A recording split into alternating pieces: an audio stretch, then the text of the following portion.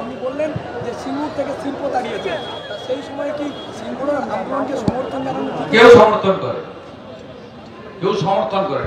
মমতা ব্যানার্জি যে ছামড়া বেঁধে বসছিল, আমি ওনার পার্টির এমপি ছিলাম, একদিনও আমাকে আপনি দেখাতে পারবেন না। একটা ছবি দেখান, কান ধরে উঠে বসতো।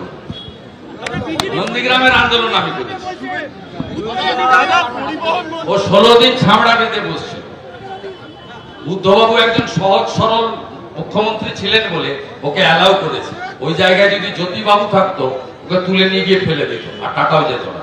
বেহুলা নদী দখল, উত্তরে বিধায়ক বলছে বিজেপি কর্মীকে পুড়িয়ে মারার নিদান দিচ্ছে। উত্তরে বিধায়ক নিষিদ্ধ কুমার মালিক বিজেপি কর্মীকে পুড়িয়ে মারার নিদান দিচ্ছে। নিষিদ্ধ মালিকের বাপের নাম যদি ঠিক থাকে, পুরানো তো দূরের কথা, দেশলাই কাঠি মেরে দেখা।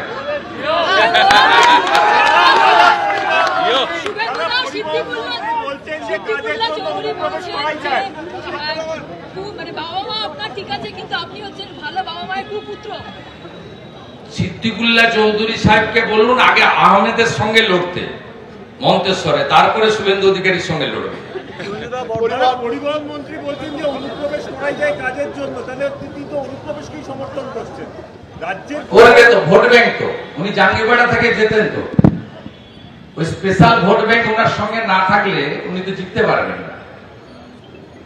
আপনি নিশ্চিন্ত থাকুন, একটা লোকের নাম রাখতে দেব না আমরা, বাংলাদেশি মুসলিম অবৈধ অনুপ্রবেশকারী। এআই ফটো স্ক্যান হবে এবং যারা পিতামাতার জায়গায় অন্য রিলেটিভ লিখে দেবেন, ইলেকশন কমিশনের সফটওয়্যার সেটা নেবে না। ইলেকশন কমিশন আধুনিক প্রযুক্তি নিয়ে পশ্চিম বাংলার ময়লা আবর্জনা পরিষ্কার করার কাজে লেগেছে।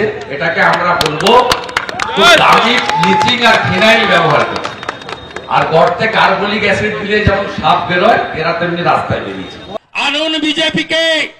রতন টাটা বলে গেছিলেন, মাথায় ট্রিগার লাগিয়ে বাংলা ছাড়তে বাধ্য করলো।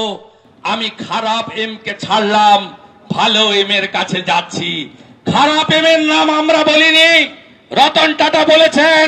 খারাপ এম এর নাম হলো মমতা ব্যানার্জি, আর ভালো এম এর নাম রতন টাটা বলে গেছেন নরেন্দ্র মোদী।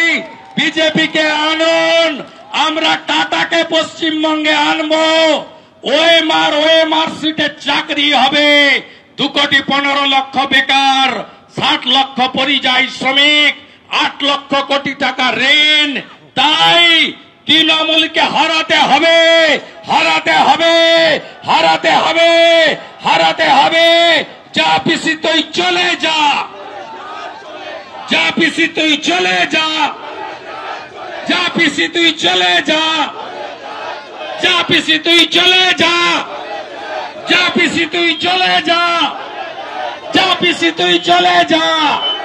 আর এখানকার বর্ধমানের গুন্ডাদের বলে যাচ্ছি, পোস্টাল ভায়োলেন্সের নাম আছে, আর একটা কর্মীর গায়ে হাত দেবেন, তারপরে দেখা হবে ওই বুথে এসে দেখা করব। আমি বলে গেলাম, আমি বর্ধমান পশ্চিমাঞ্চলের আমাদের রাজ্যের রাজধানী, কোন উন্নয়ন হয় না। এখানকার চেয়ারম্যান চুরি করার দায়ে মুম্বাই পুলিশের নোটিশ পায়। এই চোরেদের তাড়াতে হবে। তৃণমূল মানে, তৃণমূল মানে, তৃণমূল মানে চোর ধরো, চোর ধরো। শেষ করবো, 5টা বাজে। জয় জয় শ্রীরাম, জয় জয় শ্রীরাম।